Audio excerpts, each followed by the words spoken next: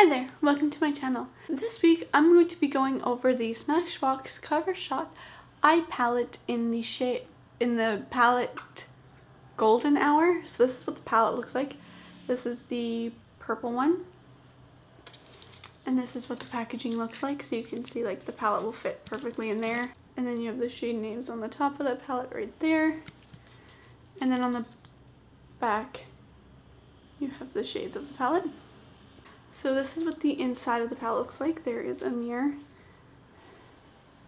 And these are the shades. So when I used all of these shades, I'm not including the two big shades, the base shades, because, well, they're boring and they're base shades and I'm way too pale for these colors. Lights. Needs to be built up. Not super noticeable on fair skin. Leaves weird texture in the middle of the palette when using. No glitter falls when using primer.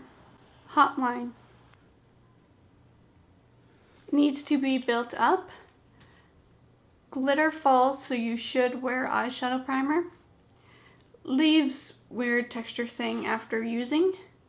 And this one actually shows up on fair skin. Turned on. Has to be built up. Beautiful color. Leaves weird texture thing after using. No glitter falls when using primer. Psyched. Pigmented. Borderline wearable for fair skin, so like if you don't build it up a lot, you should be able to wear it. So it bunches up a bit, so if you keep like building on the product and kind of blending it out, it'll start to like bunch up on itself and kind of like roll as well. Like, I don't know how to describe it. And also leaves the weird texture thing. Rock Stars. Builds up very fast. It can have a tendency to bunch up as well. Leaves the weird texture just like all the other ones.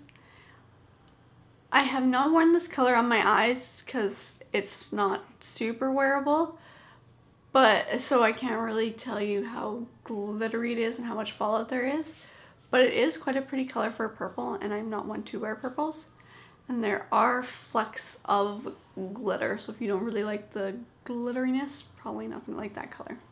Stare. This color builds up quite fast. It also can have a tendency to bunch up. Also leaves the weird texture thing.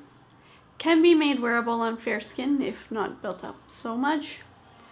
Not as scary as a color I anticipated. Meaning I thought this was going to be very dark and not wearable at all. But honestly, if you don't build it up super bad, like super pigmented, it is quite wearable. So the Golden Hour palette is described as a creamy from lit within palette. And the description, I'm just going to read off this.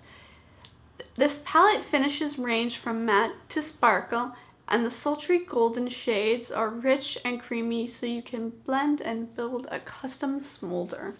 And so out of the three palettes that I do have from this collection, I would say this one is my third favorite. And honestly, I still freaking love this palette so much. I just wish every color didn't have that weird kind of texture-y thingy. Like, I don't know if you can see, but like, look, it's like that weird texture thing in all of them. That's super disappointing, but oh well, these colors still perform amazing. So thank you so much for watching my video this week, and I hope you guys have a great week.